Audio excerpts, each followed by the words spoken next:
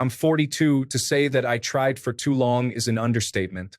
I tried the hands-off approach for my 30s, and most of the time it worked.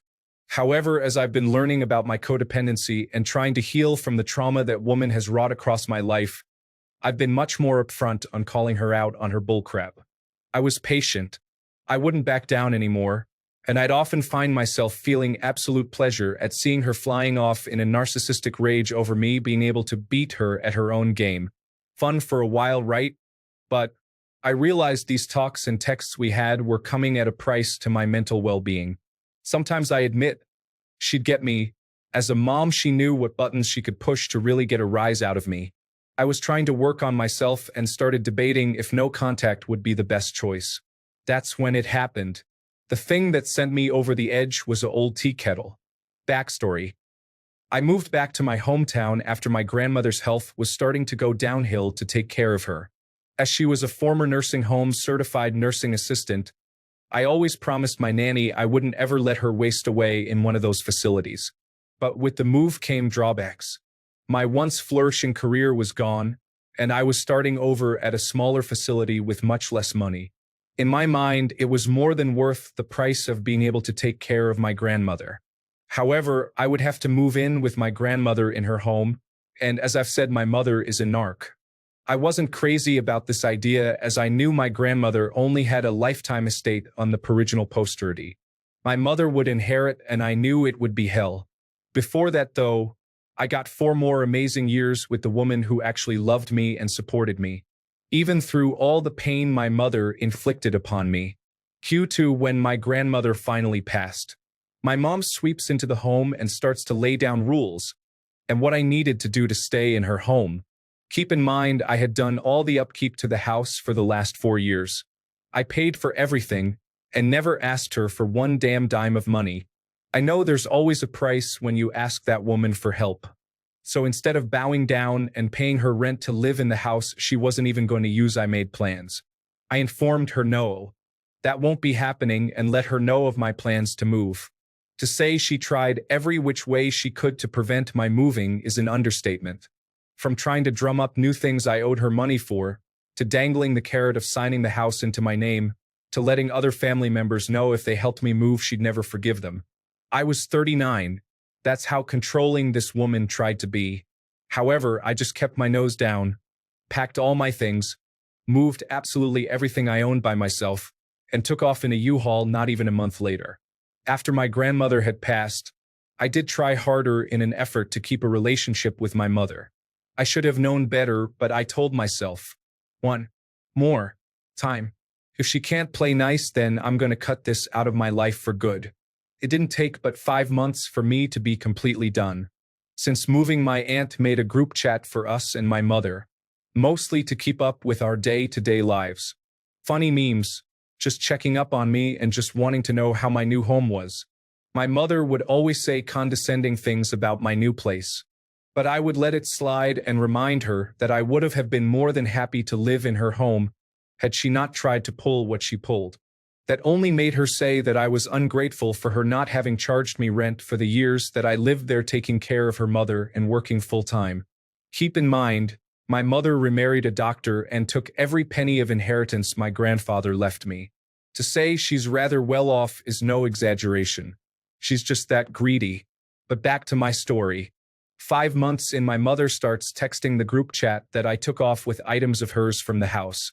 Upon asking what it was I supposedly took, she launched into a tirade of me never being able to tell the truth and that she'd never forgive me for what I had done. Again, having to push for actual details was hard over a text, so I called. This is where the tea kettle finally comes into play. The call, so I called. She starts launching into me about how I gave an old cast iron tea kettle to my father, her ex-husband. I'm like, what the hell are you even talking about? She explains what she believes, that I had, while living with my grandmother or after my grandmother died, given my father an old tea kettle from our wood stove. I let her know there hadn't been a tea kettle on that stove in years, and I wasn't aware it was even missing. She had somehow found out that the tea kettle was back at my father's place. Now, if you have a narc in your life, you know how they absolutely adore to twist history to their liking. This tea kettle was in my father's family for generations. I grew up knowing this. My mother simply took it with her in the divorce to hurt my father, as family heirlooms meant a lot to him. So I kept explaining over and over again. I had no idea what she was talking about or how Dad even got the tea kettle.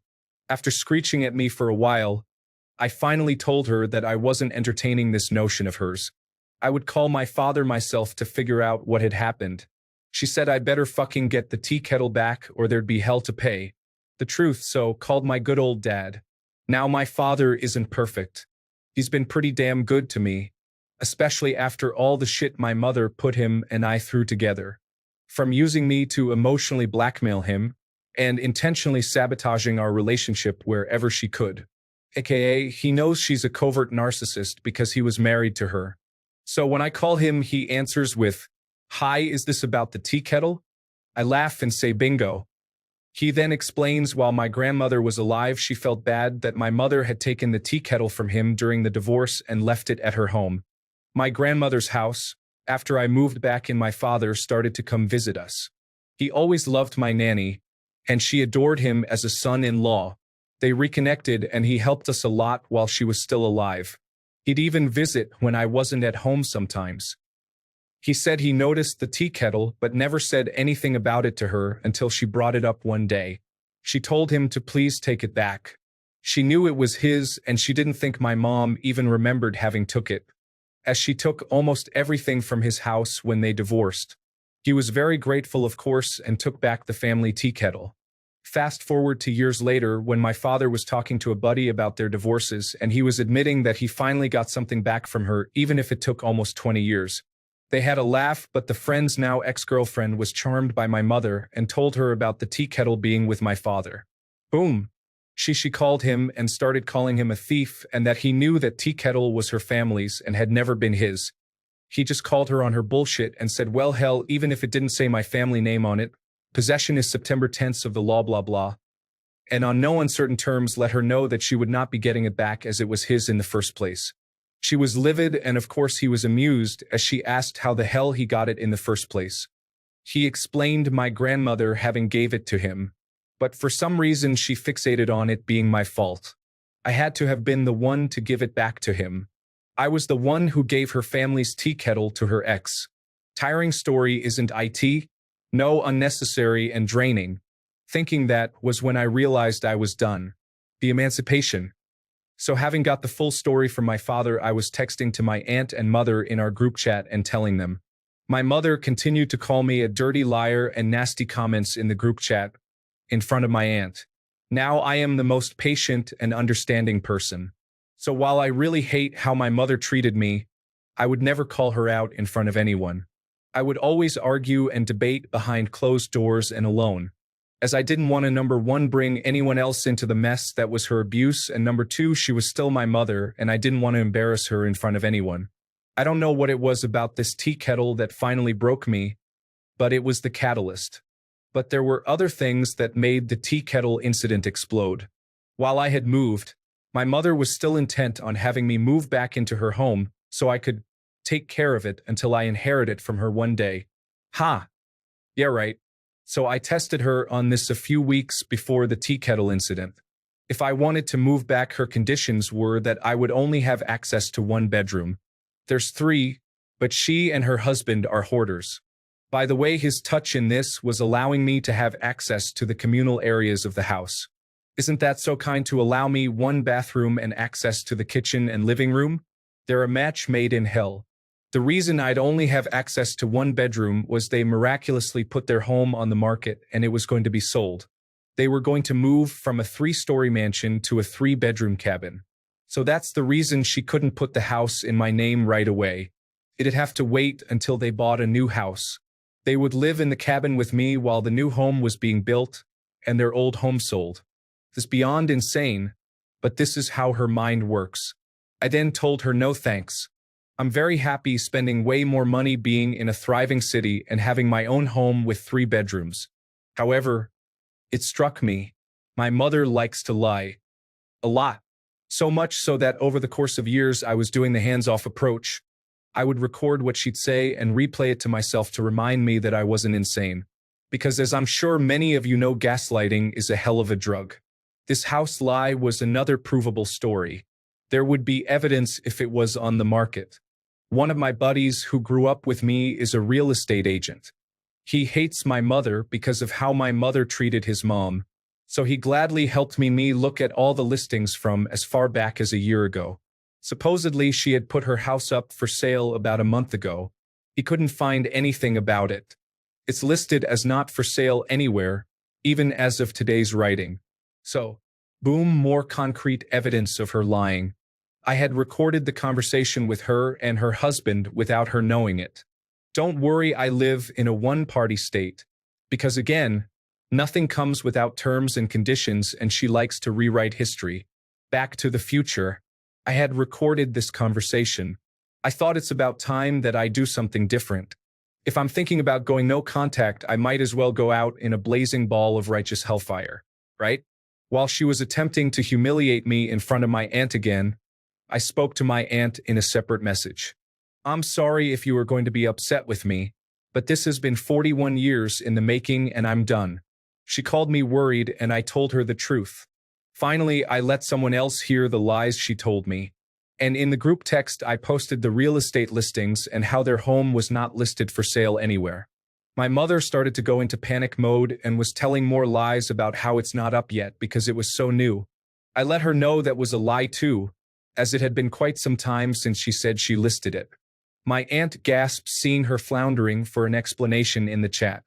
I explained and she let me know. No matter what, she'd still love me and understood how after years of abuse I had finally had enough. The fallout. So as a narc usually does, she went on her rampage and started to blacken my name to everyone in our family and in our hometown. Not a big deal, I don't really like my hometown. The few P-Original Postal I keep up with are lifelong pals. They know the private monster my mother can be versus the public persona most P-Original Postal get. But for years it had been building. I had a lot of proof. However, I was trying to allow her to behave and back off. I had not answered her since the night I posted those listings to my aunt's group chat. But I was getting nasty messages from the flying monkeys about what a terrible daughter I am. I finally texted and let her know. Unless she backed down and Original posterked this campaign against me, I was going to do something to her for how she's poisoning my name and reputation. I knew from reading about narcissists that this was coming, so I prepared. When she didn't Original poster, and a preacher I had never spoken to contacted me via Facebook to attempt to shame me into talking to her. I saw red. I did it. I went full scorched earth. I made a huge group chat with all of my contacts in my phone, all our family, some of her friends, some of her ex-friends, her husband's family, his kids, many P-Original Postal in our community, the preacher who decided I was a horrible daughter, many who believed her lies. Most of these P-Original Postal had turned their backs on me anyways. So I didn't feel too bad when I sent them all the nasty things she had said about them to me in texts, voicemails, and the phone recordings I had. I didn't realize how much I had saved. All just to keep my own sanity with her gaslighting me. And I sent it all. At the end of it, with the story about the house being for sale, and the latest lie fest she had concocted shown, my father, who was also in the group chat, took a picture of the kettle. He asked in the chat, was this really worth it? Many of these P-Original Postal had also wronged him in the community due to the lies my mother spread about him after their divorce. He and I then left the group chat. The conclusion, suffice to say, that ruffled many feathers of P-Original Postal. Many of them were upset at how my mother had spoken about them. A lot of them blamed me for being a horrible daughter, and some have apologized to me. I don't care about them. I care about the damage I finally inflicted on the woman who hurt me over and over again with no conscience. I landed a blow to the weakest part of herself. Her public persona. Her ego took that hit, and now she can truly be the victim she's always claimed to be. All of this could have been avoided if she didn't lose her goddamn mind over an old rusty tea kettle that's worth nothing. Nothing but sentimental value, and not even to her. That tea kettle was just a conquest to her. A token of victory over her ex-husband. I went no contact that day. I have also cut off many of the relationships from the P-Original Postal in that chat, even if they apologized. It's not that I don't forgive them, I just don't miss them. Maybe I'm a horrible person for doing what I did. But I can't lie and say it didn't feel good to finally show P Original Posterl what she's really like. I spent so much of my life trying to be the good daughter, that when I finally broke, I broke hard. I Original Poster, you don't judge me too harshly for my actions, but if I had to over again, I'd pick the same every time. Mother tried to blame me for giving a tea kettle back to my dad she had stolen. When she kept calling me a liar, I showed years of evidence of her trash talking and lying about our family and friends to them in a group conference. Went no contact and haven't spoken to her since. Much thanks to you/Chituro and you/Sasha739 for the suggestion of posting in this subreddit. I appreciate y'all's kind words and encouragement. Edit. Thanks for making me aware of the run-on sentence. I admit I wrote this in a very emotional state and didn't edit clearly. I Original Poster, it's clearer to read now, even if it's a book. Update 1. I had some P Original Posterl asking for a picture of the kettle, so here you go. Tea kettle from hell. Update 2. I have learned, it's been about a month since I posted this, that my mother contacted my father and tried to play the I miss our daughter card. He informed her that I want nothing to do with her. And yes, before asked he did have her blocked, she called from a friend's phone. She keeps blaming my wanting nothing to do with her with me being brainwashed by him and my support group. He promptly hung up, and if she calls back on different numbers, he immediately hangs up. I have changed my number since the fallout, so she can't contact me personally. More P Original Posterl reached out about a week ago. Some family to let me know they broke contact with her as well over what happened. Her credibility is shot. Apparently she's miserable and everyone knows it. I honestly don't want updates on her. I steer conversations away when she's involved or mentioned. This is going to be my last update. I really do appreciate all the thought-provoking and encouraging comments.